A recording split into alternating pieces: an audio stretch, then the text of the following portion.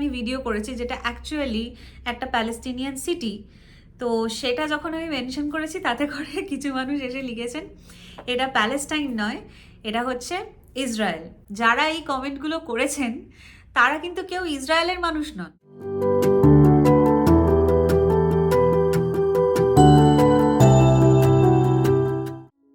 Hi everyone, কেমন আছো তোমরা সবাই? সেওতি স্টোরিজের একটা নতুন ব্লগে তোমাদের জানাই স্বাগত আর অনেক অনেক ভালোবাসা। দেখতে দেখতে 2025 সালটা কিরমভাবে যেন কেটে গেল। প্রত্যেক বছরই মনে হয় বছরটা যেই মুহূর্তে শেষ হয়েছে, কি তাড়াতাড়িই না এই বছরটা কেটে গেল। বছর বছরের নিয়মেই কাটে, কিন্তু আমাদের মনে হয় যে চোখের পলক ফেলার নিমেষেই যেন বছরটা শেষ হয়ে যাচ্ছে। আর সেই সঙ্গে বছরের প্রথম দিনে এইখানে দেখো কিরকম ওয়েদার, পুরো মেঘলা, আর রাত্রি ভোর বৃষ্টি হয়েছে। মানে 31শে জানুয়ারির রাত্রিবেলায় ভালো বৃষ্টি ছিল। সেই সঙ্গে সকালবেলা এখন একটু বৃষ্টিটা ধরেছে। দেখছিলাম ওয়েদার ফোরকাস্টে একটু রোদও ওঠার সম্ভাবনা আছে, কিন্তু সে কখন দেখা দেবে সেটা বলতে পারছি না এই মুহূর্তে। শেষবার দেশ থেকে যখন এখানে এসেছিলাম সেই সময়তে ক্যালেন্ডার নিয়ে এসেছিলাম দেশের। আর এই ক্যালেন্ডারটা এখনই বাতিল করা যাচ্ছে না, কারণ এই দেখো জানুয়ারি মাসের মানে 2026 জানুয়ারি মাসের ছোট্ট করে একটা ডেটস এখানে দেওয়া রয়েছে। তো সেই জন্য এখনই 2025 শেষ হয়ে গেছে বলে এই ক্যালেন্ডারটাকে বাদ দিয়ে ফেলতে পারছি না। তবে এই ক্যালেন্ডারটি এখানেই শেষ হয়ে গেছে। তবে এটা ক্যালেন্ডার কম আর আর্ট ওয়ার্ক বেশি। একবার এই পুরো ক্যালেন্ডারটা আমি ভিডিওতে দেখিয়েছিলাম। আর যেহেতু এটা শেষ হয়ে গেছে, এটা যদি আমি এখন এখান থেকে সরিয়ে দিই তাহলে জায়গাটা অদ্ভুত খালি হয়ে যাবে। সেই জন্য এটাও থাক, যখন আবার দেশে যাব তখন না হয় নতুন ক্যালেন্ডার নিয়ে আসা যাবে।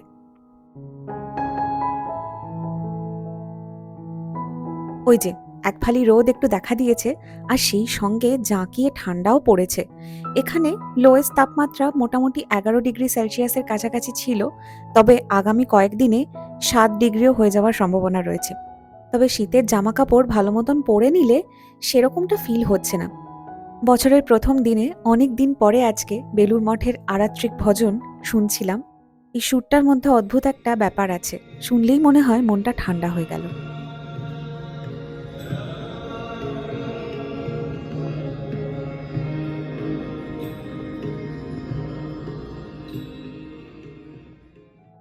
বছরের প্রথম দিনে দেশে থাকলে তো একটু ভালো মন্দ খেতে ইচ্ছে করে, তবে এইখানে ভালো মন্দ খাবারের অপশনটা খুব কম। সেই জন্য মনে হয় যে বাড়িতেই ঠিকঠাক মতন একটু রান্না করে যদি খাই তাহলে অনেক তৃপ্তি করে খেতে পারবো। তবে মুশকিলের ব্যাপার হলো আজকে বৃহস্পতিবার পড়েছে, মানে এখানে তো উইকডে, কোনো রকম ছুটি কিন্তু এখানে থাকে না 1 জানুয়ারিতে। এইখানে যেহেতু ওই অক্টোবর মাসে নানাবিধ ছুটি থাকে, সেই সময়তে বর্ষবরণের ছুটিও থাকে। মানে ইহুদি ক্যালেন্ডার অনুযায়ী যে নববর্ষটি পড়ে সেটা ওই অক্টোবর মাসেই হয়ে যায়। তাই নিউ ইয়ার সেলিব্রেশনের জন্য আলাদা করে কোনো রকম ছুটি এখানে থাকে না। সেই জন্য অগত্যা সৌরভ তো ইনস্টিটিউটে চলেই গেছে। তবে এই খাবারটা আজকে বানানোর ইচ্ছে ছিল, এই বাঙালি মতে ফ্রাইড রাইস আর তার সঙ্গে কষা মাংস। তো সেইটা ভাবলাম যে আজকে বানাই, রাত্রিবেলাতেই না হয় একবেলাই ভালো করে তৃপ্তি করে খাবো একসঙ্গে। ফ্রাইড রাইসটা একটু বেশি পরিমাণেই করে নিয়েছি। আগামীকাল যেহেতু আবার শুক্রবার পড়ছে, ছুটির দিন, সেই সময় দুপুরবেলাতেও হয়ে যাবে আশা করছি।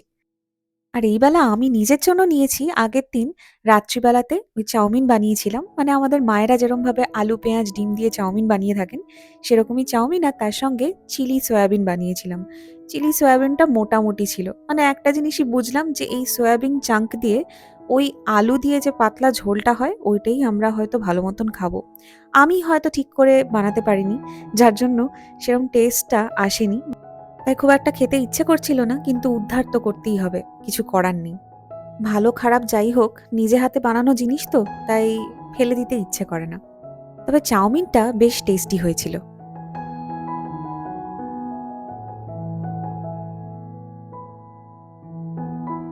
1 জানুয়ারি এরকম বৃষ্টি বৃষ্টি করেই কেটে গেল। আর কিরকম একটা ডিপ্রেসিং ওয়েদার, মানে এই যে একেবারে জাঁকিয়ে ঠান্ডা পড়েছে তার সঙ্গে বৃষ্টি, এটা একেবারেই ভালো লাগে না। কিন্তু কিছু করার নেই, এরকম ওয়েদার তো এখানে হয়েই থাকে শীতের সময়টায়, তাই মানিয়ে নিতে হচ্ছে আর কি।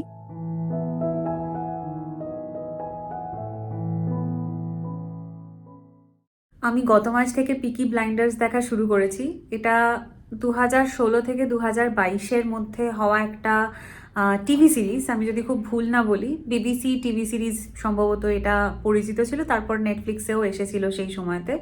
তো এই স্প্যানে আমি কোনো দিন দেখার কথা ভাবিনি, মানে যতবার নেটফ্লিক্স খুলেছি ততবার শুধু স্ক্রোল করে চলে গেছি, মানে মনে হয়েছিল এটা আমার টাইপ নয়, এটা আমার ঠিক ভালো লাগবে না। আমি কিলিয়ান মার্ফির অভিনয় দেখেছি প্রথম বোধহয় ইনসেপশনে, সেখানে একটা সাপোর্টিং ক্যারেক্টারে অভিনয় করেছে, গুরুত্বপূর্ণ কিন্তু সাপোর্টিং ক্যারেক্টার ছিল, মানে লিড রোল ছিল না। সেটা আমি স্কুলে থাকাকালীন দেখেছিলাম, অত তো মনে নেই।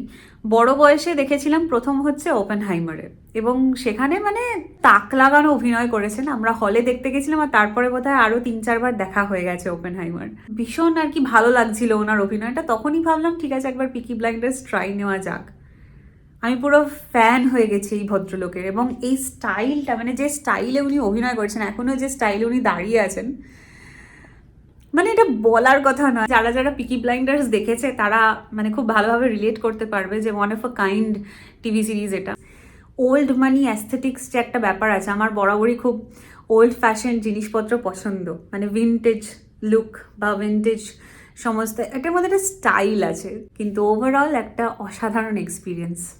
আরও একটা জিনিস তোমাদের সাথে শেয়ার করার ছিল, সেটা হচ্ছে যে আমার লাস্ট বেথলেহেমের ব্লগটায় তোমরা এত ভালোবাসা দিয়েছো এবং এত ভালো ভালো কমেন্ট করেছো, যেটা সত্যিই আমার মনকে ছুঁয়ে গেছে। আমি ভাবতে পারিনি যে তোমাদের কাছে এটা এত ভালোভাবে রিপ্রেজেন্টেড হবে। আমি তোমাদের সকলের কাছে কৃতজ্ঞ এতটা ভালোবাসা দেওয়ার জন্য এই ভিডিওটাতে।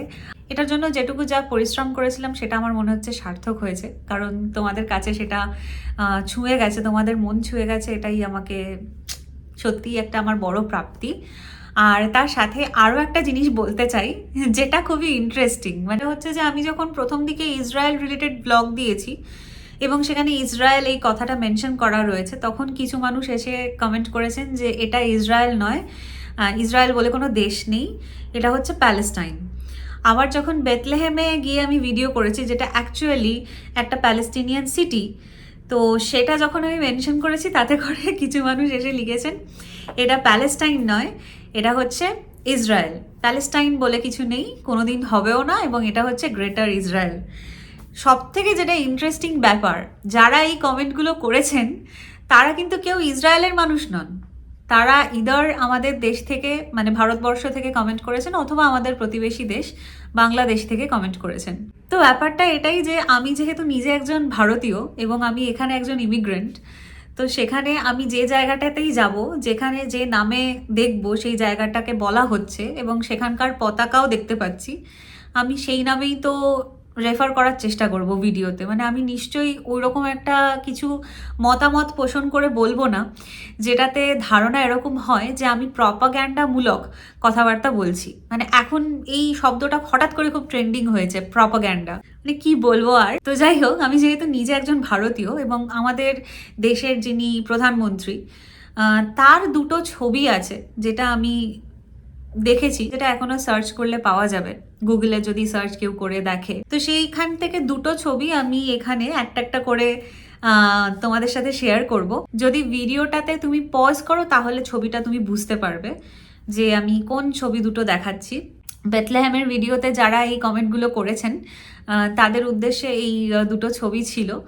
তো এর থেকে বেশি আমি আর কিছু বলতে চাই না, কারণ সমঝদারোকে লিয়ে ইশারা হি কাফি হে। যারা ওয়েলউইশার্সরা আছে তারা সবসময়তে বলে যে সেহতি ইগনোর করো, এগুলোতে এত গুরুত্ব দিও না। আসলে ইগনোর করার জন্যও আমাকে কমেন্টটা পড়তে হবে, মানে কমেন্টটা পড়ার পরে তারপরে আমি ইগনোর করতে পারবো যে ঠিক আছে আমি রেসপন্স করলাম না, আমি চুপচাপ থেকে গেলাম, সাইলেন্ট হয়ে গেলাম। তো সেই জন্য ভাবলাম যে আজকে কালেকটিভলি এনাদের একটা যদি রেসপন্স দেওয়া যায়। আমি জানি না এনারা দেখবেন কিনা আদপেও, তো আমি আমার তরফ থেকে এই ভিউ পয়েন্টটা একটু দিয়ে রাখলাম।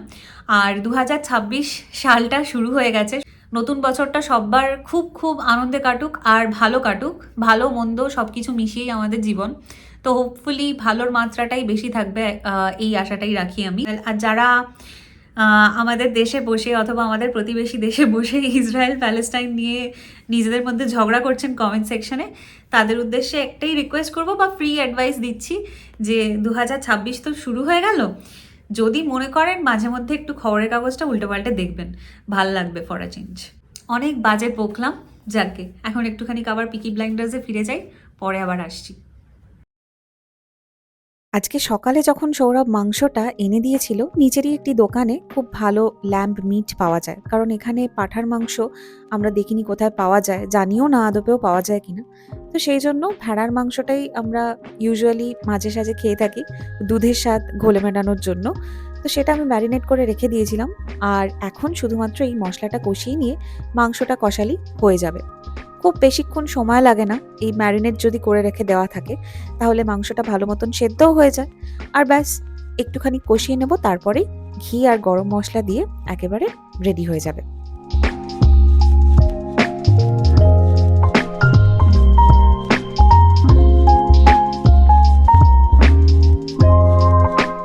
বৃষ্টি মাথায় নিয়ে সৌরভ এইমাত্র ঘরে ঢুকলো, তাই একটু ভালো করে চাটা বানালাম।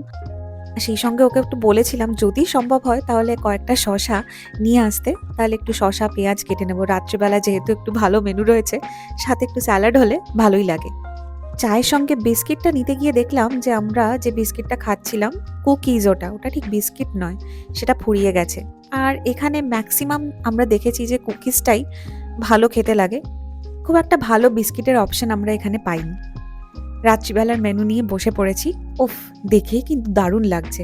আর আজকে একটু ভাতটাকে এরকম বাটি ছাপ দেওয়ার চেষ্টা করেছি, কারণ এই রকম মেনু যদি একটু প্রপারলি গুছিয়ে রাখা হয় প্লেটের ওপরে, তাহলে যেন খিদেটা দ্বিগুণ বেড়ে যায়।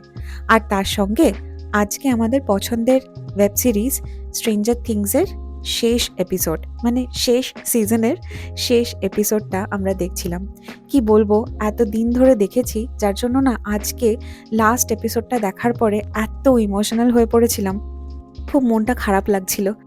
তবে এই ইমোশনাল এন্ডিংটা না অনেক দিন ধরে স্মৃতি হিসেবে থেকে যাবে আমার মনের মধ্যে। তবে হ্যাঁ, আজকের এই রাত্রের খাবারটা সত্যিই জব্বর হয়েছে। ওই ভালো খারাপ সবকিছু মিশিয়ে 1 জানুয়ারিটা কাটলো।